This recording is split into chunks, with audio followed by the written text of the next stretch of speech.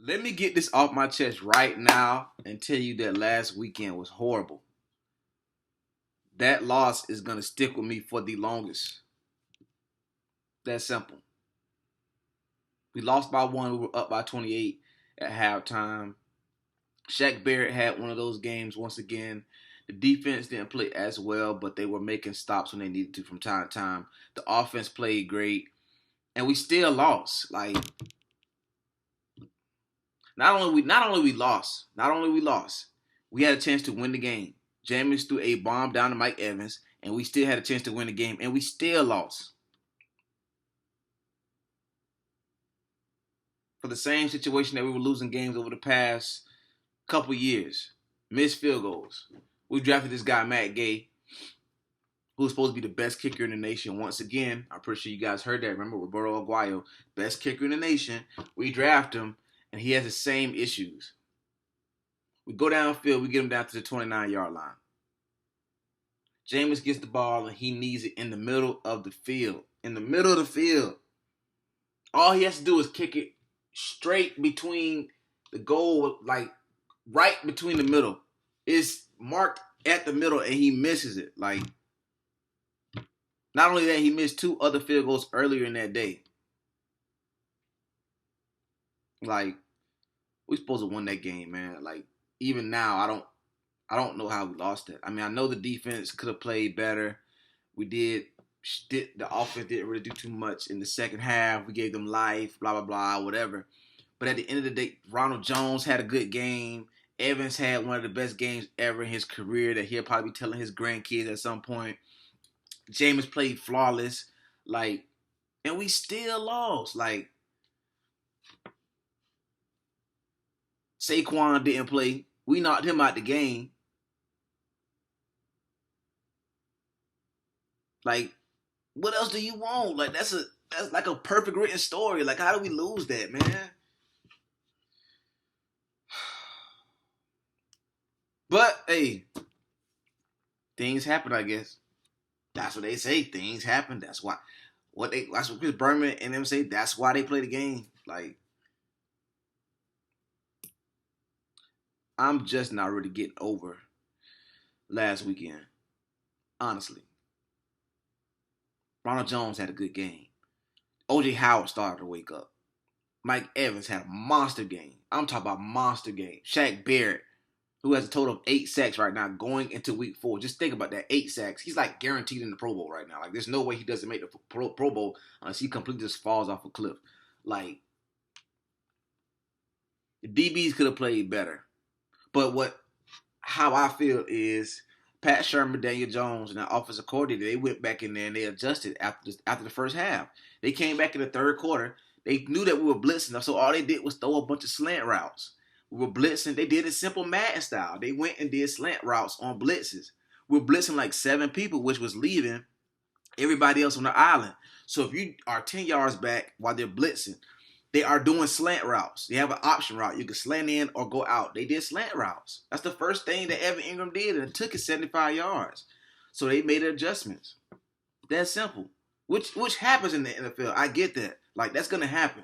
But at the same time, regardless of how the defense played, we still had a chance to win. Matt Gay makes them 2 field goals earlier. We still don't lose this game. Like, that shit is crazy, man. Then on top of that, he has a chance for us to win the game. Like, he's down there at the 33, down the middle. Like,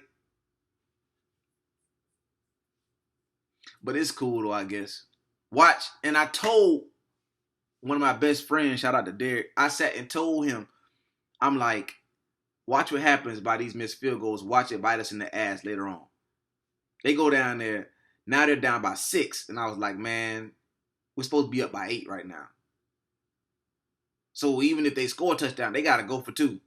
But even with that happening, regardless of all of that, Jameis, who played great, put us in the perfect prime position to score the last drive. Like, I'm sitting here thinking, like, man, there's no way. Excuse me. And it's funny because I was at the last game that we played against the Giants where we were in the same position. I believe Pat Murray was the kicker in Tampa. After Odell caught that deep ball, that slant route, that I think it was like a 60-yard deep ball, they scored, and we came down there and scored and won and kicked the field goal. I was at that game. So I'm thinking, okay, this is the same thing. You know what I'm saying? Now we just down the middle. It should be a little bit easier. Bim, now we back. We 2-1. We on a good roll, which I expected us to win this game. And they did not have Saquon Barkley. Like, what? Like, not because of this. They've been talking about Daniel Jones all week long. Like, this dude is the next Eli Manning. But 1-2. Now that I got that off my chest, Rams versus Bucs. We're in LA. Team that went to Super Bowl represented NFC last year.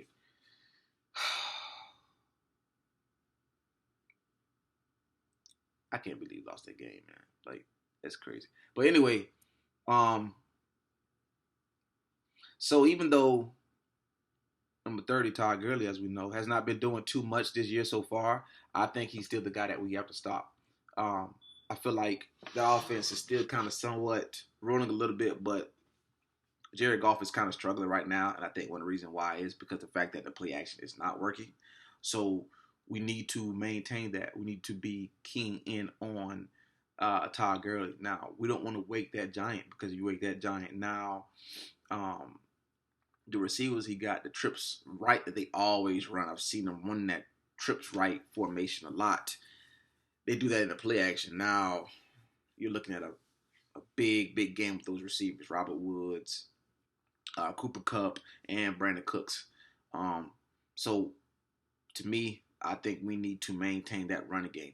But the biggest stop for me that I want us to really maintain on, and I want to see how Byron Leftwich plans for this, is that pass rush.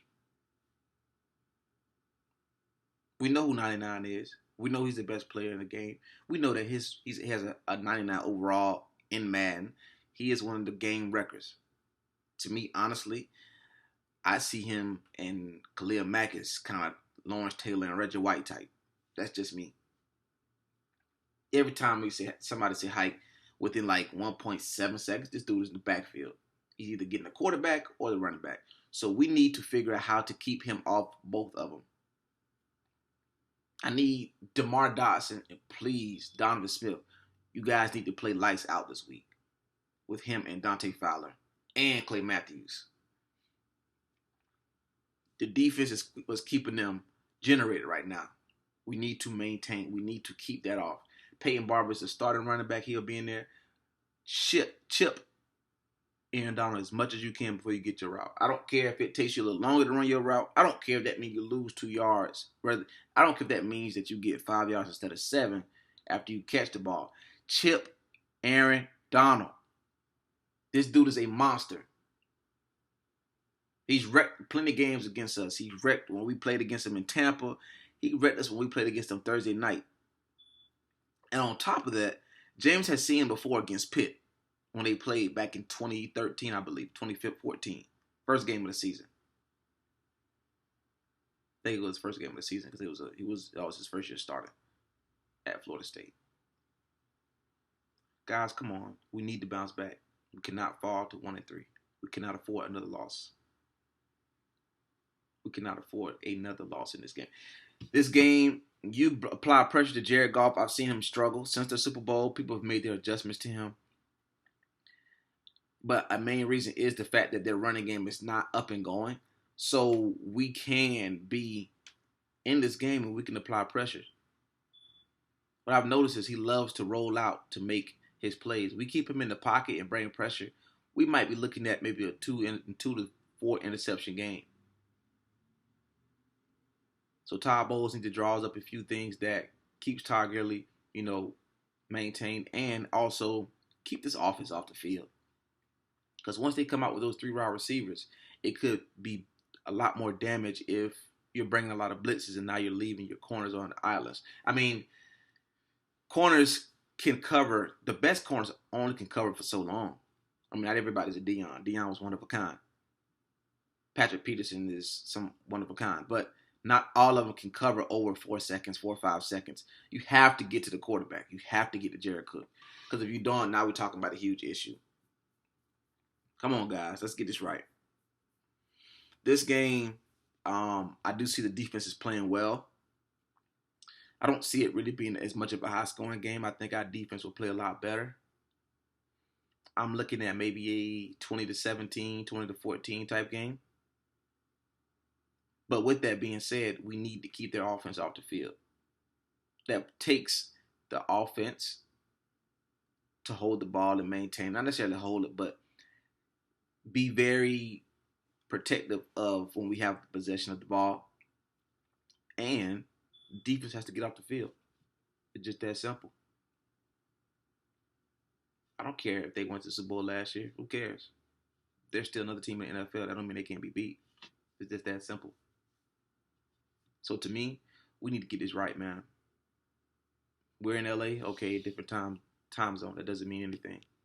Let's go get this dub, man, because we need it.